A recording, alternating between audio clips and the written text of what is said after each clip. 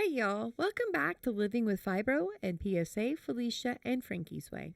I'm your girl Gigi, and this right here, this is our little corner of the world where we speak truth, sprinkle on some sass, and we laugh so we don't cry. Or maybe we do both. That's okay too. This space holds it all. If you're showing up broken, tired, discouraged, or you're just here for the good vibes and unfiltered real talk, pull up a seat, friend. You belong here. We're talking real life with chronic illnesses where the only thing more unpredictable than our symptoms are the disability forms and that one joint that pops out like it's trying to start a band. Before we dive in, do me a favor. Hit that like and subscribe button so you don't miss out on any of the chaos that goes on around here. And drop a comment if anything hits home today. I read every one of you guys' comments. And trust me, your voice matters in this space. Some of you might remember also as me going by Paulson. And I was thinking about some things, and that is a nickname that I went by when I was much younger. So these days I go by Gigi. That's the name that my grandbabies have given me. And so honestly, I feel like it fits me more in this chapter of my life. So I think I just want to stick with that instead. So there we go. Just wanted to get that out of the way. Heads up, y'all. This channel is about learning together. I'm just a regular girl navigating the wild world of chronic illness.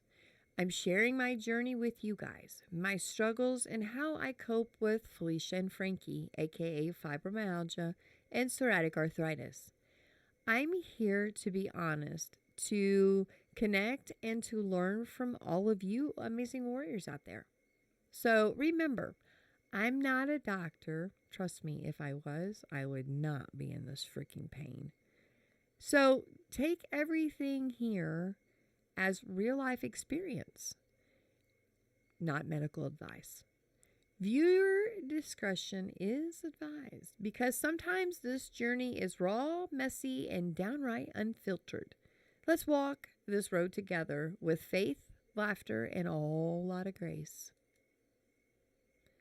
The Disability Olympics, no medal, just misery. Hey fam, let me tell you about what circus I performed this week. Well, last week, but anyway. The Disability Paperwork Olympics. Yeah, I told you guys they were going to be here soon. Hate it. I didn't even get a participation trophy. Just more forms and a whole new level of rage.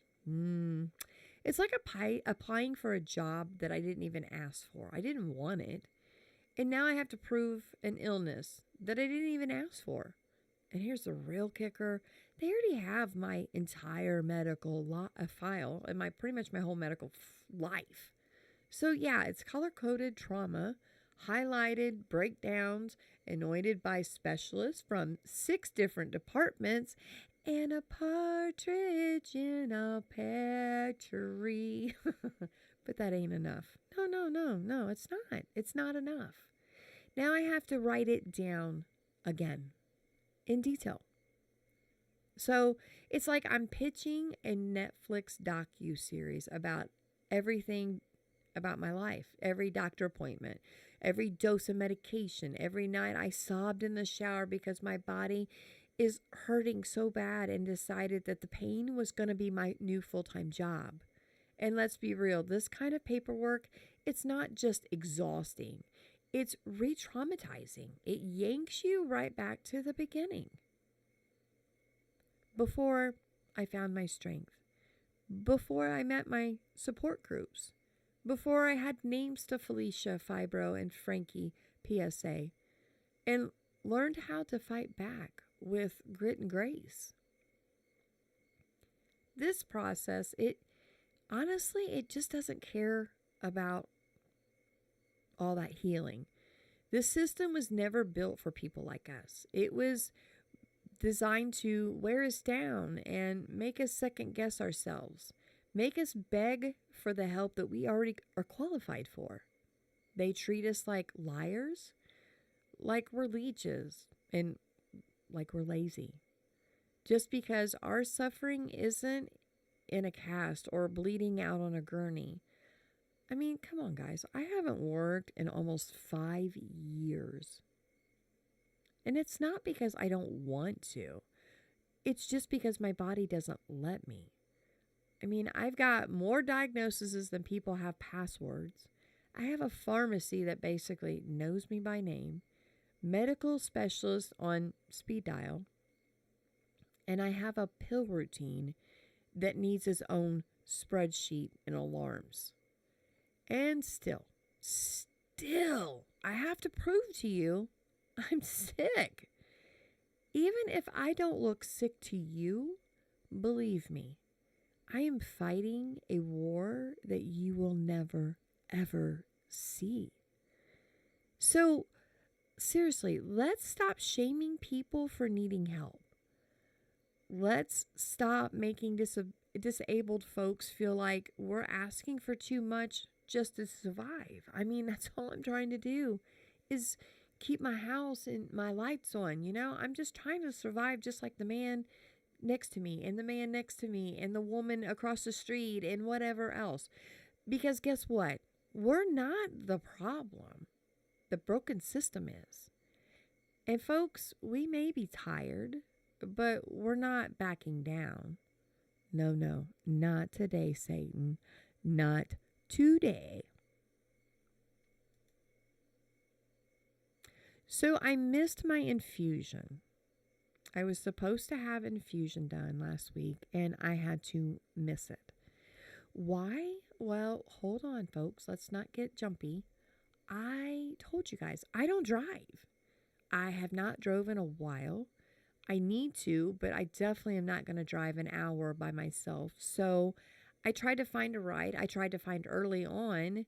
And so I couldn't find a ride. So one missed appointment, and now I have to wait 3 freaking whole weeks. Guys, we just talked about this last podcast, the last episode where we were talking about how it was unfair because, we were going to have to wait 14 days if we had gotten sick. Well, this is worse. It's 3 weeks, guys. I am already feeling it. Like, I literally am hurting. It's getting harder to breathe. My ribs hurt really bad this week. I'm not really sure what's going on. I know it's a fibro thing, but holy crapola, I hurt. Trying to catch my breath. Whew. Anyway, the infusions though, that's not healthcare, folks. That's punishment. Having to wait 3 weeks, that's just ridiculous. I'm not sick. I couldn't catch a ride. I didn't have a ride.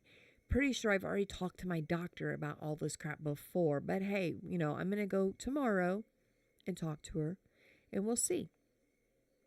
But the infusions do help me function. I mean, they literally give me a few weeks of relief from the bone deep pain that Frankie brings to the party. Always uninvited. And these infusions, they don't make the pain go away at all, because they don't. They just make them more tolerable. Like, it takes the inflammation down. My inflammation markers are through the roof. So these just make it more tolerable, where it knocks it down a little bit. So yes, I'm still in chronic pain. Yes, I still hurt, but it's way more manageable than it is without it. I was on that Simponi. Yeah. And then they had to chill it, you know what I mean? So every time you went to go there and they hooked up the IV, it was like they just pumped me full of ice water. I swear. I would walk out of there and I would be a walking popsicle for a week. My joints, they were still on fire, and my bones cried all the time. But I was shivering the whole time too. I was like, oh my gosh. And it actually hurts worse to shiver. So that was not cool either. And I'm lying in bed with nothing but time and pain, the worst roommates ever. And I started researching and I found that the Orencia, which is my current infusion I am currently taking, it comes in an injection form. So you better bet your sweet little booty butt I am bringing that up tomorrow at my appointment because this whole monthly IV circus, no, it's not sustainable when I can't drive myself to the freaking clinic. So, we deserve consistency in our care, and I get that. It was my fault because I couldn't find a ride, but 3 weeks, come on. Not a constant game of how bad do you really want to feel human again. I mean, I don't really feel like that's much fair, do y'all? I don't look sick, but watch me survive the laundry gauntlet. Let's talk about something real for a second. The illusion of wellness. Yeah, I look fine. I do. I look great for 50. I mean, come on. I do. I look very good thanks to mascara and moisturizer. A little bit of makeup here and there too, folks. Let's not lie there. But behind this face is a woman who has MacGyvered her. I have MacGyvered, gosh, my whole house. And I've made it into a chronic illness survival zone because, hey, it's existing as like an Olympic event. Take laundry, for example. I bend at the waist, right? I need to raise my washer and dryer up, but, so I bend at the waist like I'm taking a bow. Definitely not to royalty or anything. And it's definitely not to be cute. But I do this in order to keep from blacking out. I have POTS. So the up and down, up and down, up and down, makes me deathly sick. I will find myself on the floor quicker than anything. So I do it from blacking out. So what I do is, I open the dryer. If it has blanket, if it's got anything in there, I usually have a laundry basket and I just at the bottom of it. And so I just open it and let all the laundry fall out. And I slide it out of the way. And then I walk over like a crab. No laughing. I do it like a crab. And I slide back over to the washing machine. And I grab a laundry basket. And, if I have laundry in there, then I just throw the laundry into the basket. And I push that over. I will get my laundry started. I will throw it. I have a front loader, so I load it all up. And then before I do anything else, I slide back over, crab crawl back over to the dryer. And I get all those clothes that are in that laundry basket on the floor loaded back. I just kind of pick it up and push it in there and restart the dryer. I've been, saying I have to kind of like crawl back up the dryer, because when you got a back that's jacked and legs and hips that are junk, you have to literally crawl back up because you're not going to stand back up on your own. Anyway, after you do that, then you start your washer and your dryer. But anyway, so I do that and that helps. And then I don't vacuum. And the mop and I are not speaking. We had a disagreement about how it disrespected my hardwood floors. Yeah. Dishes, that's a 2-hour production for sure. Laundry, I do it in sessions like a factory shift, but with pain and flares. I do the dishes and the cooking on stools. We've talked about this. I have this stool that I do that with. Folding laundry, I literally will have my husband take the laundry basket, flop it on my bed, and I will get myself good and comfy and I will fold laundry. Usually he helps me. He puts it all up for me and stuff. So, and I do it in sessions. I do it. I do it in sessions. So it's like a factory, I kind of just do it in between the pain and the flares and whatever else. And, I have to do it. So, and not because I don't want to. I mean, I have to do it because I just need to keep myself motivated.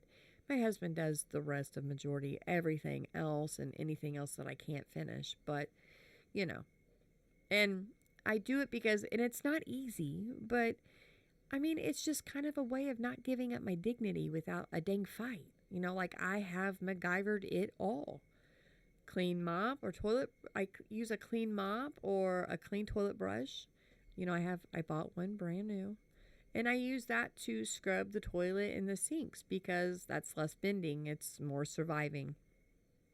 My bed elevated so I can back my 7-foot booty up. I'm not 7 foot, but back my 7-foot booty up and I just flop down. And then, of course, you know, in the mornings, I just kind of roll on out.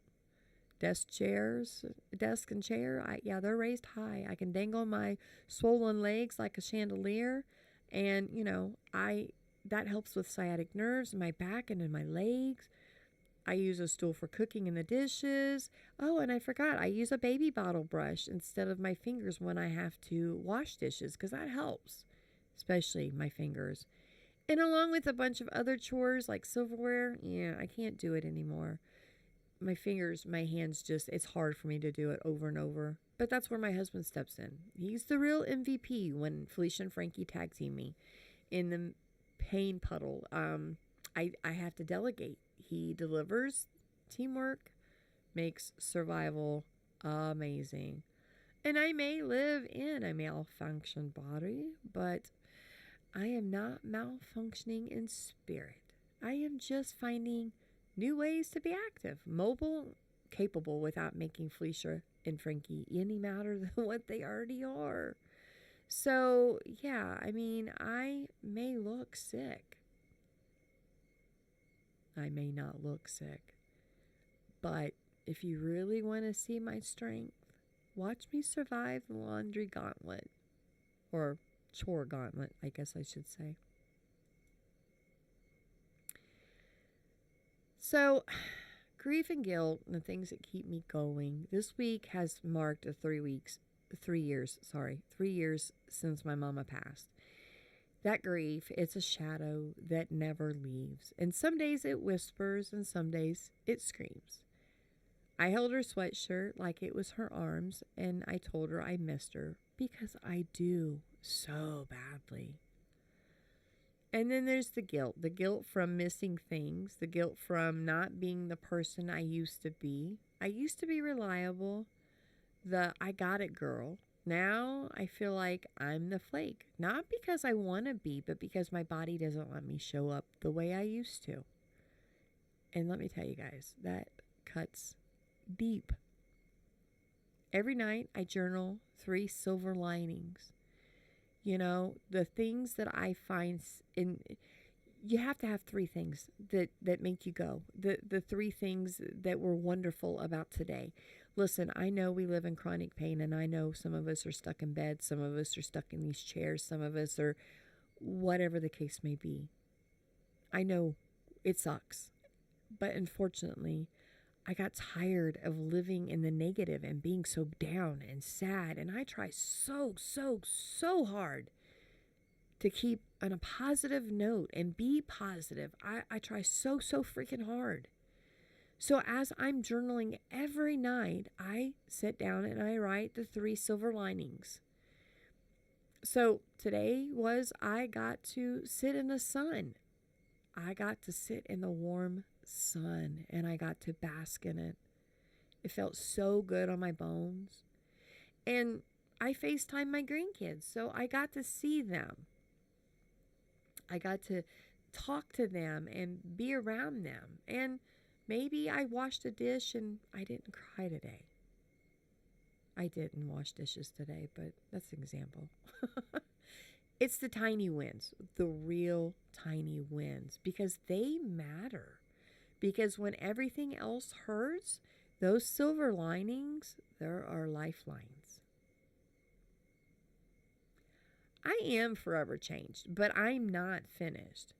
So here's the raw truth. Felicia and Frankie, they changed me.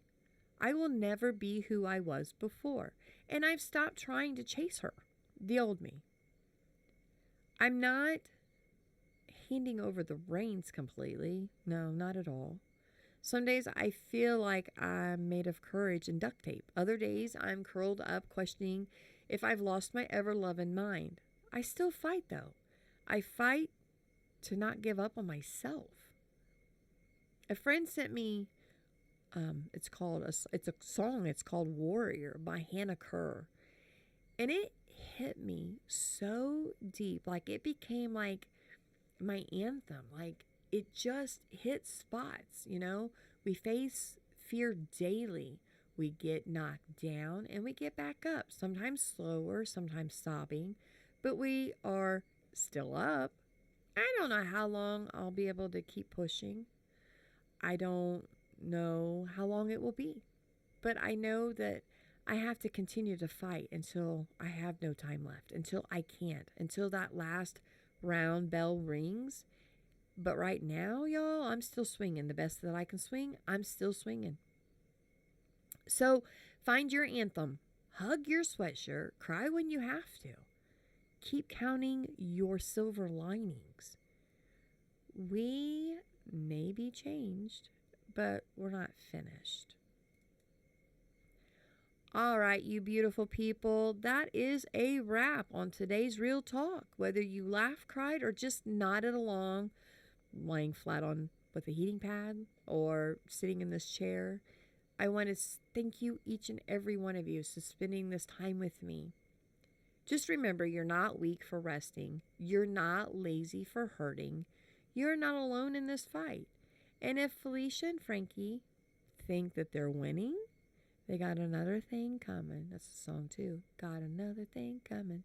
Now, don't forget to like this episode if I spoke to your soul. Subscribe so we can keep having these talks. And leave a comment. I seriously love hearing from you guys. Seriously. This space is built for all of us to connect on.